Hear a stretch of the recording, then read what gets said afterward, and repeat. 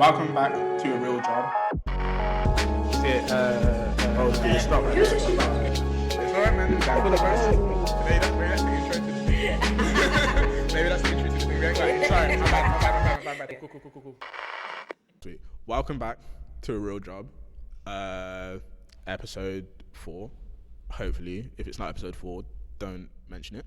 But on this episode, we have. How do you want to introduce yourself, actually? I'll go by the name of the New Consistent, or TNC, and I'm a music artist. Yeah, cool. Yeah.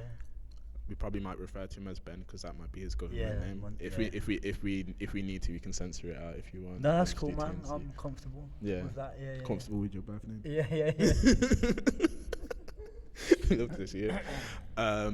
Okay, cool. So you've introduced yourself a little bit, but you know what? Actually, let me ask this one first because I think this might be a bit more of an important question to start off with. Okay.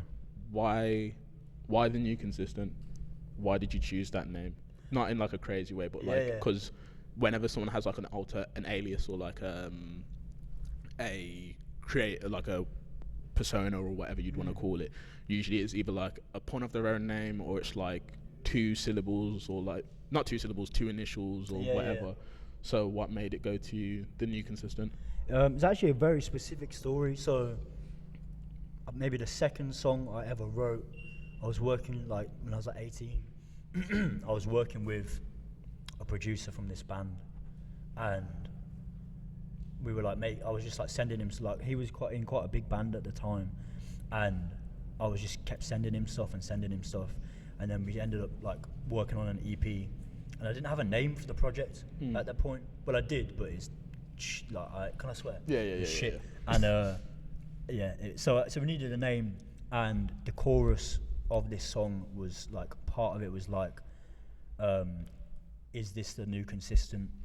So like I was like living a certain way, and then I changed how I was living. And like in that chorus, I detail that, and then the last line is like, is this the new consistent? And then we'd like recorded the songs for the EP, and I still didn't have a name. And then the guy who was helping me, I think it was his girlfriend or his now wife. I think they're married now, but like it was her that was like, oh, what about the New Consistent? Because obviously he showed her the song or whatever. Yeah. And I was like, yeah, that's mad. Like I wanted to avoid something beginning with the, because like that's so overdone. Because it felt a bit different in it, and you could shorten it to TNC. Yeah. So I didn't even come up with it. Well, I came up with the lyric, but not the name. Okay. Yeah. And then what do you think with did you have any other names before that? Like that was in like the works? Yeah, so the only other name was Grays. Like, you know, I was like trying to think of, I was like 17 and just like messing around on SoundCloud or whatever. And you know those like health snacks called Grays? Oh, yeah. I had like one of them packets like on the floor or whatever. I was like, oh, that sounds cool, and I just ran with that for a year or something. Oh, fair enough. Yeah, then but yeah, very quickly it was like, yeah, that's not gonna work. Not in the long run. But okay, cool. Because I've always thought about that kind of question because I've only known you as TNC and I've only known you as the New Consistent, but then it's shortened as TNC and then all of that. Because I feel like choosing a name, like I feel like I said this when we were speaking to NCAP, Raj from NCAP. Picking a name is like the hardest thing to do. So it's an important thing to kind of like think. Big time. And I think the reason why I kind of went with it as well is because it felt like there was a lot of motion at that point, and it was like, oh, this is the new like it felt like I was being put down a path in it. Yeah. So without getting too like mad about it, but that's.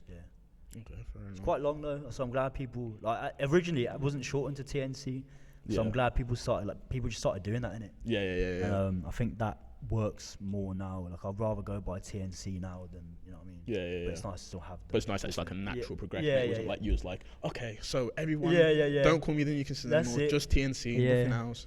Everyone just ran with it. Yeah. That's what we like to see.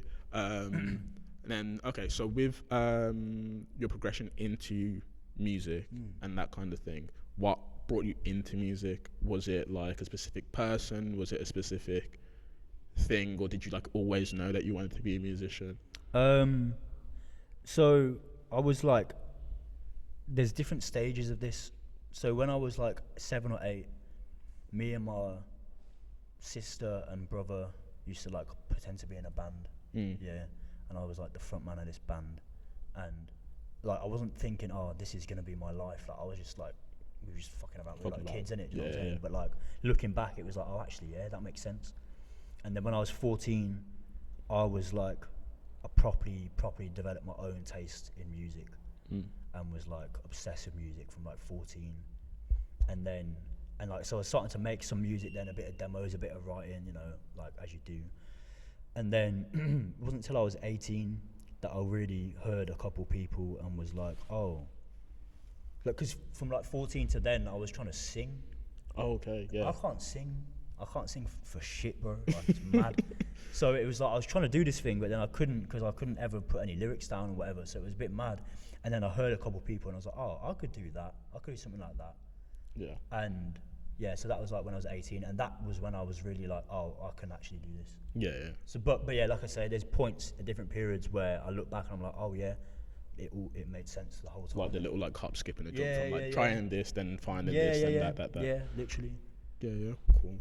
And then with your sound, because your sound is like very unique, like you know, like I feel like most people that hear you perform will be able to be like, oh yeah, that's TNC then. Yeah. In like the flows and the cadences that you do. Nice. What kind of like inspired that? Was it more like spoken word poetry? Was there like a specific person that like kind of like made you think to spit like that? Yeah, different people at different times. It's mad actually. I was on the way here, I was listening to the EP that like there was one of the projects that made me think I could do it when I was 18, which was Dave, you know, the Game Over EP. Yeah. From like 2017. Yeah, that's actually mental. Yeah, when I was literally on the way here this morning, like I for some reason I hadn't listened to that in about five years, and put it on. That was the first one. I remember my best mate showed me Question Time, and it was around the time of like Corbyn and all that, and I was like mad into it, whatever, and like really kind of getting all political and stuff, and hearing that, and it kind of blew me away. But it, like on most of those tracks, like that one, How I Met My Ex, my 19th birthday, like he's just like in flow state, like basically just talking, like he's rapping and he's like his flow and rhyme and stuff, but like he's literally just like flowing on that. And that was when I was like, oh, I can do that. And that also showed me that I can just say whatever, like I don't need to worry about being vulnerable or whatever. So that was like the first one. And then later on, I'd probably say the two main people are Kendrick and Sims. That's like, and maybe Kano, like later Kano, like Hoodies All Summer Kano. Yeah. Those people are probably ones that I most look up to in terms of artistry and storytelling and lyric writing, and messing around with different flows. I mean, you know Kendrick, man, that guy has got like the maddest different voices and shit. 100%. Like it's weird at times, isn't it? But like, but that's what hooks you into it, that like, difference in it. So, yeah, that's where I'd say it's at maybe right now. But I'm rambling, but like, there's so many different people. Like the people you wouldn't even think of, like Jay. A lot of like, I grew up on Jay. Like my dad used to play the Black Album on repeat when it first came out, and like musically we're nothing alike, but the way he like flows or handles himself on a beat, or just the swagger that he kind of how he carries himself in all of that, from people like him to Big L to Kanye when he was younger, you know. Yeah, everyone plays a part, not just like directly musically. Fair. Is it running off of that? Are there like people or like things that you've seen like outside of music that has been like an inspiration to you? Like, I don't know, like maybe like movies or how certain things are shot and stuff like that. My mates and my family, straight up, like my closest mates are like, I look at them for, and if they're watching it, you know Brandon, he will laugh at this, innit? Because like he just says that I copy him all the time, innit? But like he is a big inspiration, and like my mate Jack and my mate Brad, like all these people are like inspire me in terms of music taste. Like I've got a boy called Yeti. He is like the music guru. He shows me so much music and has done for the last few years that's like put me on. Like these people, I'm proud to say that I can surround myself with like really inspiring people in different ways, innit? Yeah. And like, I know we inspire you, like it's a mutual thing, you know. I'm not just there like taking from them just and that. Like, give me that. it's it's I think it's a mutual thing, and like, I feel very blessed to have that, and I think that is, that's like a big inspiration, just the people around me. And then, because it's a good thing that you said that, because that was like one of the things that I was thinking as well for like question wise, is like the importance of collaborators. Collaborators, big word. Yeah, that's a big word for Alma. The importance of collaborators, because when I've seen I can't remember the first performance that I've seen you do, but the first one that pops into my memory, I've seen you as an artist, because I can't even remember when we first met, but whenever that was, I don't think I might have known you did it, but I didn't see you perform that time. I think the first time that pops into my head is that So Far Sounds one, that was in Birmingham Culture. And your guitarist, Jake. I've seen like that whenever you've done like live shows and stuff, he's always been your like go-to, and then like same with with the Sigil one that we did the other day, Jordan, Ishi, Jack, Gina, and all of that. All these people. Like, what is the? I can't remember how to phrase the question, but like in the sense of like the importance of having like a collaborator and like a group. Not necessarily a group, because I'm not saying that you want to be a boy band, but like having the importance of having a bunch of people who you can always be like to call on for these moments where it's needed, and when it's like important to have like live performers rather than like relying on a backing vocal or something like that. Actually having the vocals and the guitarists and all them type of things. Like, can you speak on the importance of that? Yeah, it's imperative. I would not even be able to do anything without these people. Like, their talent is mad. Like, I think Jake, we highlight him first. Like, pretty much all the live shows from the last like year or so have been really brought together by him, and Kev as well. Kev Mulliter. Helped me bring the full band together for the first time in the summer. Yeah, these people, like, I turn up to rehearsals. Like, I'm first and foremost, like, I'm just a lyricist, innit? Like, I turn up, I've got the mic, it's simple, but like when I turn up to rehearsals and these people are like picking up songs that haven't got, like, a lot of these songs that we're playing at the minute are like sampled songs, right? And these guys are just picking up like the chord progressions, the key, the whatever it is, like that.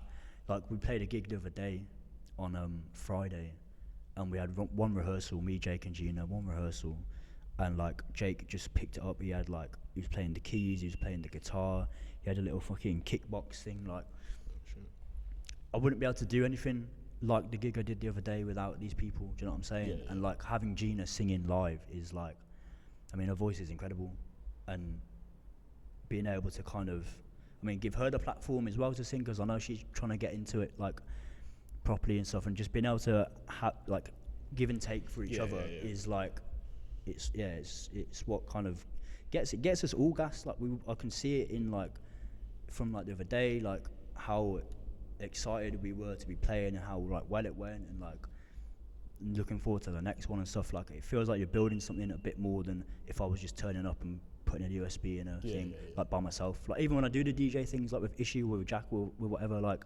they're adding their own spin onto the live set, which adds another element then for people to take away. Do you know what I'm saying? So yeah, it's imperative. I wouldn't be able to I wouldn't have anything going for me, really. I don't think as much without all these people.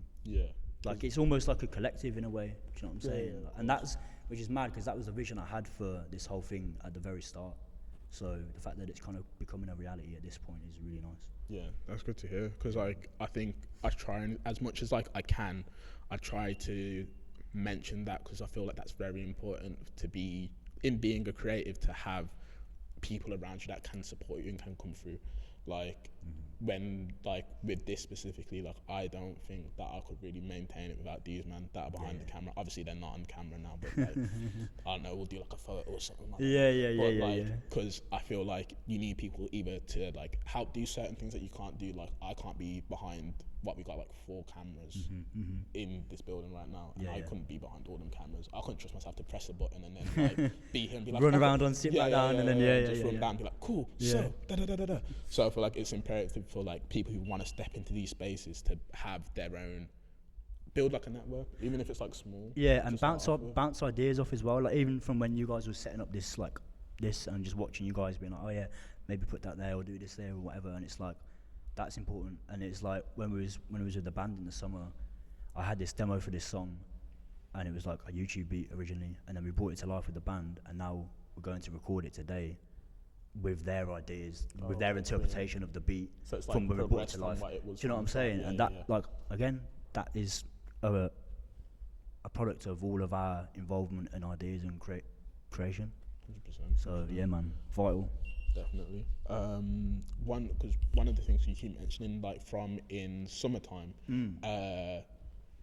how was the experience of doing mostly jazz this year? Because this wasn't your first time doing it? Yeah, was it? second time. Yeah. How was that? How was this year? And then how did it like feel doing it again, doing it a second time? Because a lot of times when people do these kind of things, maybe they might do it once and then not again, or they might do it once and then it's like a while until they do it again and approach it back. Do you know what I mean? Yeah, I mean, I did it again. Like they just asked me, and I'm trying to get onto it. When I first did it, I was trying to obviously play for a while because it's like probably one of Birmingham's biggest festivals, and obviously being kind of part of the city, you want to be at these places. And yeah, the progression was really nice because when I first did it, it was like the kind of introducing stage, and obviously you've got to start somewhere. But it felt a lot different this time. And obviously this time we had the full band, which was the first time I played with a full band. That was like liberating, felt different on stage, completely changed like how I'm doing this thing moving forward. Yeah, it was good fun, man. We had a good laugh, like we had a good day. Like it was boiling hot though, and I had a thermal, the Bene thermals. Yeah. mad big mistake. Yeah, but yeah, no, it was sick, and I'd go there. I'd go back there every year if they asked me. 100%. What instruments did you have for this one? Because I saw there was like a few more than like the bits that I've seen before. So I think there was about like, what was it, 4 or 5 piece? Yeah, maybe 5 or 6. I think we had Cobbler on the drums, Slate on the bass, Charlie on the trumpet, Kev on the flute, Jake on the guitar, and then Gina on vocals. That's a proper setup. That's a proper setup, man. That's like the. I need to add a keys player to that, and then that'll be like the main one. Like when we do like I'm gonna do a headline for the EP, like a proper headline. Oh, okay, yeah. And that'll hopefully be like, the full band like that. Yeah. Need to get Josh on the keys. I think he played with Saar that day. Oh, okay, yeah. And I think he'll hopefully come in and be good, man. Yeah, I'm gassed. Cause it looks sick. Cause like I couldn't be there. I know. I think Alfie was there for it as well. Yeah. And I could imagine the like setup just looked crazy. Yeah, man, it was nice. It was nice. Yeah. To be fair, like with because I've seen you do like a few events that are like your events. So like you've done 2 shows, 2 TNC and Friends at Benet Culture, done one at Pan, and then did one at Hare and Hound. No, not Hare and Hound. Where was it? I wrote it down. Which one's this? I prepared for this. This guy, man. Because I wrote it down. Because I did my little research. Yeah, there was one at Hare and Hound. I can't remember what it was for. There was one event that you did. I played. Children of Zeus, was it that maybe? Potentially. That might have been it. Potentially. I'm trying to think when I last played there. It might have been that, yeah. Anywho, you've done a few like live events, and you've done ones where like you've been like slated, and it hasn't just been like guest star or like or like even Scrapping Hare and Hounds, like the ones that you've curated and you've like headlined that have like your name as like the top billing. So the Benet ones and the Pan one. Yeah. How is the experience of like curating the curating your own events and all that type of stuff? It's fun, man. I mean, it's just like I just work with people that I kind of know, that are mates, or that creatively, like I like their work, and it's those kind of events are fun because it's just like community building, you know. Yeah. It's pretty chilled, like, it's pretty chilled. Like, it's nice having other people involved. Kind of takes the pressure off me a little bit, as being like, you know, like typical gigs where it's like, oh, the headline act. Yeah. Like, I don't think I'm at that stage yet to be doing that. So it's nice to just kind of be like, oh yeah, I'm putting on this event, and like, obviously it's for TNC, but I've got all my mates coming as well. They're gonna jump on the mic. A couple of people are gonna spin. Bring your own drinks. Bring as many people as you want. Like, we're just gonna vibe. Yeah. That is like the basis of it. And like, I haven't done one for over a year now because it's been for different reasons. Has it been that long? Since Yeah, bro. The last TNC and Friends was May 2024. It's mental. But that does not feel that long ago. I know. We're gonna be doing. So I want to do TNC and Friends 3, the house party, but I want it to be in someone's actual house. So if anyone wants to play host, please let me know, because I want to do that in December. Like, that I've got the whole lineup sorted. We've got some mad people coming through. It will be sick. But so I want to try and get them going more consistently still. There was like 5 months between the first and the second, and it's been a while now. It's good fun though, man. Good fun. So I think it's like the fostering of like community for it, because both of those, because I think both the TNC and Friends ones are very much like people are here. Like, people are here, you've brought people in, and they've all shown up and like packed it out, and there's like a lot of like repeat faces. I think like that's the main thing, as well as like the amount of repeat faces that you get from like on the lineup and people that come to attend and stuff like that. And I think that's a sign of like stability. Yeah. Do you know what I mean? Yeah, I think like, so. Seeing the same people show out and the same people that want, and like similar people wanting to actually like come and like support by either like performing, spinning, whatever. Yeah. But I think it's like decent to have that kind of like setup. And but I think like people, like from the first to the second, like people that came to the first, like then brought more mates to the second one, and I think that's just like how it grows, and it's like and like word of mouth, and just like being like, oh shit, I missed out on that. That looked like actually quite good. And then it's good though. Yeah, it's good. So, and then like the need to go to my phone for questions now, 'cause I've lost my train. Cool. Okay, cool. Sticking on like live events, like one last bit.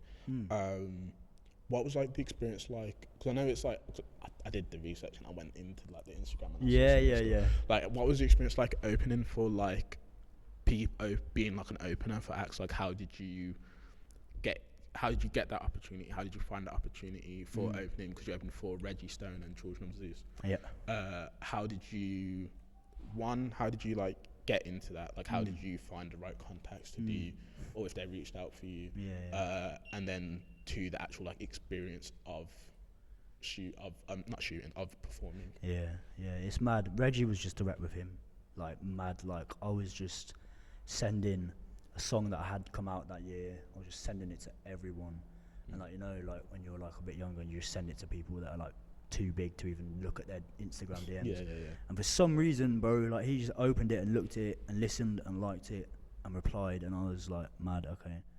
And then he announced a tour for that autumn, like a few weeks later, and because obviously he'd opened the message and replied, like my chat with him had moved from like, it was like general to primary. Oh, okay. So then obviously I knew that if I messaged him again and asked about opening, he'd see it, and he did. And then it's a mad long story, but he ended up putting me in contact with the like promoter or the agent, whatever, got me on. Crazy. Don't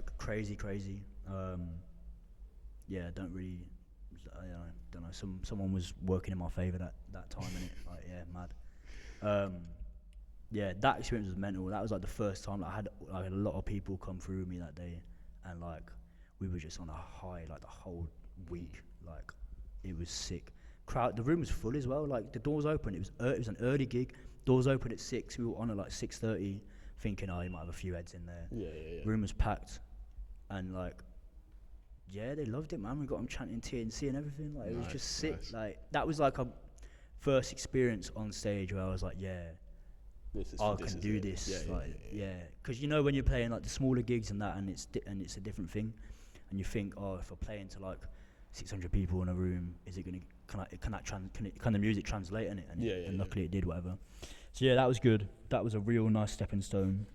Children of Zeus. I was working for Brumbox at the time, which is a brand in the city, and we used to run like a bulletin, like an email bulletin, and it would like give people like things to do that week in Brum, and we used to like invite people to email us to be like, oh, can you promote this event or whatever. And the promoter asked me to promote the Children of Zeus gig, and I was like, oh, I can't because we've already got something in, but I'll make music. Do you want to like have a little listen and like see if it aligns? And he was like, got back to me straight away. He was like, yeah, man, this is sick. So like again, that was just mad chance. And yeah, we got it was like within like 10 days of the gig happening, so quite last minute. But yeah, again, that was just something where everything just aligned nicely. I remember like wanting to go to that gig, but being skint, and the tickets was like 20-30 quid. Yeah. And I was like, oh, let me just like try and book it closer to the time. And then I messaged Jack Bagshaw, and was like, yeah, we're gonna actually, don't worry about getting tickets, like we're gonna just play the gig instead. Oh, okay. Yeah, which was sick. That was nice, man. They were really sound. Again, the room, we got on stage, room was empty. Within about 2 songs in, the room was full, and I think they liked it. So yeah, it's good fun. Again, just that experience of playing to full rooms of like musicians that I've been a fan of, where I know the music kind of aligns a bit. Yeah, you know, trying to win people over. That experience of opening for Reggie and opening for Children of Zeus, would you should recommend, like, because like not obviously, but like we're trying to like help the next people want to come through. Yeah. So would you say the best thing for those kind of things is just like seizing the opportunity and just like sending out those cold DMs, cold emails, it's and seeing fucking long. Like it is long, and 95% of the time you won't hear anything back. You won't get anything back. But that 5% of the time that you do, like, it can give you so much. Do you know what I'm saying? Yeah. It makes up for that 95% that you miss. So seek the opportunity, leave your house, go and meet people, and just like, without begging it and without being annoying and without being like doing too much, get in people's faces and be like, you know, hold your dignity and hold respect for the person you're trying to kind of connect with, if they're like higher up, you know. But like really seek that opportunity and like, send shit in Instagram DMs. Like, you never know who's gonna, like, I've had a few other people that have like replied that I didn't think would ever reply, and just that little like nudge in the right direction that it gives you is mad, man. It's good. Like, you gotta, if you're not pushing yourself, how can you expect other people to like, and believing in yourself? How can you expect other people to? You know what I'm saying? 100%. Okay, cool. So we're gonna quickly do the quick fire questions because I forgot to do them earlier. And these are ones that we need to do for every episode. Okay. Chosen by me, so nice. Okay. Oh god. Calm. So the first one to start off with is what would you say to younger you? So this, I haven't thought the name for this segment yet. Okay. But it is basically, the premise of it is to get you in like the headspace for it. You've got a phone that calls younger you, any age. You'll choose the age in a second, and you have a minute to say whatever you want to the younger you. Inspiration, advice, no secret investing in the future and all that stuff. No like lottery numbers and none of that stuff. But like whatever. But the phone is on minutes, so you've only got 1 minute to do it, and then the phone cuts out. Okay. So I'm gonna. Okay. So so it's gonna be in that camera. This camera. Because that's the. Yeah. That's the segment. Yeah. Well. Crazy. But yeah, so that's the premise. So I'm gonna So. Oh wait, I've got a. You're Gotta gonna do it in a time me? minute. Yeah. Everyone's mad. got a minute. Okay. I'll do the timer so that everyone gets a Yo. minute and no one goes over. Okay. So that we can properly. I like this. get Yeah. in the mood. Okay. So we gotta start off with like, what age are you gonna go back to? 15. 15. Okay, cool. Yeah. We'll get into that after you send the message and that. Okay. Okay. You ready? Yeah. Yeah. Okay. And go. So I'm gonna I'd say, first and foremost, keep going, doing what you're doing. At that age, listen to a wider variety of music earlier, because it was very genre specific at that point. And also, don't waste too much of your time with certain people. Give more of your time back to yourself to put into what you're trying to do and what you're trying to achieve. Don't waste your time. It goes fast. And go out with your mates more as well. You got 20 seconds. 20 seconds. If anything else. Don't waste as many hours watching Man United lose. Yeah, that's about it. Fair enough. Tell your parents you love them more. Yeah. Because I was a bit of a dick at that age. That's it. Can't. Sweet. That's fine. That's bang on. Just about. Put me on the spot, man. I know, but that's the part. That's the point of it. That's the fun of it. I Do like you know that. what I mean? Yeah, I like that. Because I feel like every time when you're in like this kind of creative space, there's always so many times where you need to kind of like figure it out. Yeah. But why did you go back to 15? Okay, so without getting into it too much, I was in 2 relationships from 15 to 22, kind of back to back, and like good at the time, you know, nice stability in a way, but also I feel like I missed out on a few bits, and I wasted a bit of time just, you know, when you're in like kind of like long-term relationships and you just laze around, like you don't really do too much sometimes, like You get in that comfortable. in that comfort zone. Especially That's when you're it, the young. comfort zone. Like, get out. Oh, that's what I should have said. Get out of your comfort zone. Being in that comfort zone, like for that period of time, and that period of time is like most formative, isn't it? I don't look back with regret because like you never should, innit? I don't think unless it's a madness or whatever. Yeah. So, but just get out of your comfort zone a bit more within those, you know, in that time that you share with these people. Yeah. Do you know what I'm saying? 100%. I think that's what I'd say. And then It wasn't very quick fire, was it? Sorry. it was quick enough. You know what I mean? And then dream collab. Doesn't have to be a musician. Can be like literally anything. Sims. Sims. Yeah. Point blank. Simple. If you could step into another creative field, what would it be? So like say you're at the level that you are in music, but in a different field. It doesn't have to be a creative field necessarily. Yeah. But any field. Probably. I mean, I've kind of already got one foot in it already, but like photography, videography, directing, like that's also my bag. Like I love that. That's what I'd say. Okay, Yeah, cool. man. That we'll get back to that in a second. Yeah. And then a song that represents. This is the toughest one out of the bunch, to be fair. But a song that represents you, or a song that's on like repeat at the moment. One of those two. Okay, I'll do. Can I do repeat one? When you say a song that represents me, do you mean one of mine or someone else's? Just anything that like you feel like correlates to you the most at this point in time, whether that's your song or not. Okay. Yeah. Well, there's one of mine which I'm gonna give a few answers in it. Yeah. One of mine called Scratching Bites, which is not out, but we're recording it today. Yeah. And that was like my life for 4 months this year. So that is probably one. And then stuff I've got on repeat right now. Clips. That album is mental. Yeah. And been diving back as well more. That's probably been like majority of my years. I was just listening to just clips. Fair. But then also Joy Crooks right now. Album's insane. Yeah. I'd never really tapped into her too much, innit? Yeah, I obviously heard like Anyone But Me, Feet Don't Fail Me Now, all of these like, but I never listened to a project of hers. Like back to back. Yeah, and I took this one in, and it was mad. Yeah. Yeah. Cool. That's good.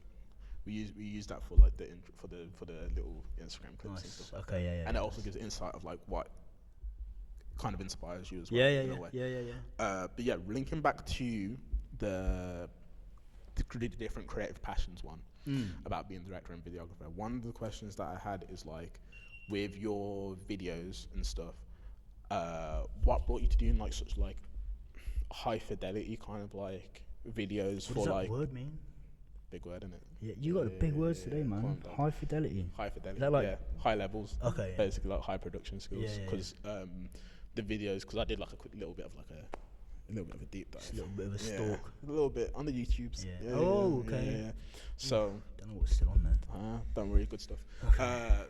But I had a look, and all of the videos are like they're either like high quality or they're in like very unique spaces. Like you've taken your time to go into these spaces. I can't remember the song specifically, but there's one song where you've gone to like fields on like a hill pretty somewhere. at ease maybe. Oh Yeah. no. Oh yeah. I don't know. There's a couple. Can't remember. Yeah, You yeah. do it a bit. You do it a bit, to be fair. Yeah. Nature and and that. just wandering. Like. So there's that one, and then like rubbing shoulders as well. That's a Yes. high fit. That's like a Yeah, proper yeah. like thought one. Yeah. Do you know what I mean? Like pre-planned.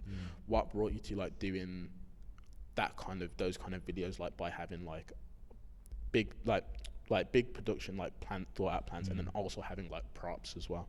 'Cause I feel like some of them have like props or custom props, especially like Yeah. rubbing shoulders. You have the Yeah, custom The papers. the rolling papers.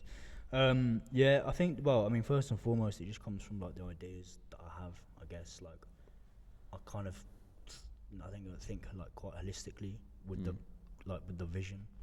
So like when I'm making a song, I'll be like, okay, cool. How do I want this to look to people? Because really, that's people's first impression is what they see, rather than, because a lot of people, might have their phone on silent. So if you've got like a video playing, volume might be off. You might not hear the song. You might just see the visuals. So like, that's always been important to me.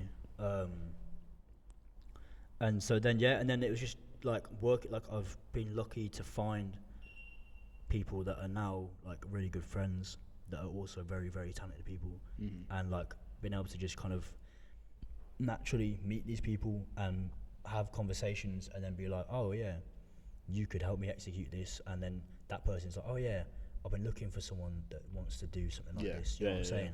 And then it just builds from there. I mean, the main person I'm speaking about there is Archie Davidson. Like, that's my guy. I worked with him on majority of my stuff from like 2021 to this year, and he inspired me at the time like so much to like flesh out these ideas. Like I go to him with like little snippets of ideas, or an effect I wanted to try, and then he'd like help flash it out. We'd have chats or whatever, and like just it's all very natural. And then but also like trying to get high quality stuff because of the artists I'm inspired by. I think naturally their stuff is very high quality. People like Wesley Joseph as well. Visuals are mad. Like, taking stuff like that in is being, and I'm just like, I could never half-ass something. If people are out here doing stuff like that, how can I have any dignity if I'm not trying to get achieve to the something? same level? Do you know what I'm saying? Yeah. So, I think Clean. And then quickly. The last kind of question I have for you is with the photos for your project covers and stuff like that. There's a lot of practical stuff. Like I remember, like, because for the like TNC one, that was like practically done. I was manhandling. But like that one, and then with the dualities, because I see like in a lot of the videos that you do, in a lot of the album cover stuff, there's a lot of duplicates, like two used. Can't remember the titles off the top of my head, but like I'll put them in the video and that. But for those, how did you is there any like significance to that? Or so the EP cover from like 2022 with the 3 heads, that was kind of trying to reference the contents of the EP. So I cover a lot of themes in that project. There was like themes of like love and family and like comfort, and then there was themes of like anxiety or like suffering with certain things, different paths. So I wanted to have all those versions of me represented. And that was like the most on the nose, cleanest way I could think of doing it. So that was that one. the Tears from the Same Blood one where I've got like the 3 me's on the table. And Yeah. That was like, the one at the front was like me, that was like me, and then the one's kind of behind me on the table again. It's similar thing, different versions of me. Yeah. That song's very specific. If you listen, you'll kind of get the gist of what's going on, and it's the different versions of me processing that topic basically. Yeah. And then Forgetting on Ben was probably one of my favourites, and that actually was Brandon that came up with that idea. He won't tell you that himself, but he came up with that idea. So the concept of Forgetting on Ben was like growing up and kind of losing sight of who you are for various different reasons, and then like kind of trying to hide from who you were before when you were younger, but then eventually having to come face to face with it because it obviously catches up with you. Yeah, of course. So then that cover art is like the moment I come face to face with the older version of me, like present day me. You know what I'm saying? So yeah, don't know what it says about me though. Don't know. I just just thought it was interesting because like it's in like a lot of the stuff in some of the videos, like in the Rubbing Shoulders video. There's a few versions of you as well. Yeah. And like in not all of them, but in like a decent amount of the photos, there's like a bit of like that duality. So I just kind of thought it was interesting to kind of like uncover that, I guess. Yeah, I guess it's just like, especially at this age, complex characters, development. Yeah. You're kind of realising things about yourself, learning about yourself, growing, all of that kind of stuff, like as everyone does. 100%. And it's just a very on the nose way of kind of displaying that, I guess. Cool. Sweet. So that is the last question. Thank you for having me. Man. My guy. Long overdue. Yeah, man, for real. Like this was supposed to be the first one. This first one, and now it's like the 4th, 5th one or whatever it is. But yeah, clean. So obviously, last thing, plug. Like, where can people find you? Find your music. Find your socials, all that stuff. Yeah. Music is The New Consistent on everything. Socials at The New Consistent on everything. Got a lot of live shows coming up, a lot of releases. So yeah, man, keep it locked. Cool, sweet. So that is the end of a Real Job TNC episode. I feel like that's how I'm going to end it now, by saying the episode of who we interviewed. Rather than the number, because I don't want to lock myself into a number. Do you know what I mean? So yeah, let us know what your thoughts of this episode was, who you want in the next one. Follow us at areal.job on all things Instagram, TikTok, YouTube, and Spotify. For now, probably get some more afterwards, but anyway. Yeah, and just let us know who you want to be in the next episode. Like, comment, subscribe. I hate saying that, but we have to say it. Support the thing, man. Yeah, it makes me feel very like, you know what I mean? Like old school YouTuber vibes. You gotta do this. But smash that like button. Smash that like button. Smash that notification bell. Do you know what I mean? All that shit there. Yeah, sweet. That's it. Bless. Yeah, cool. Easy, man. That was nice. I like that. That was good.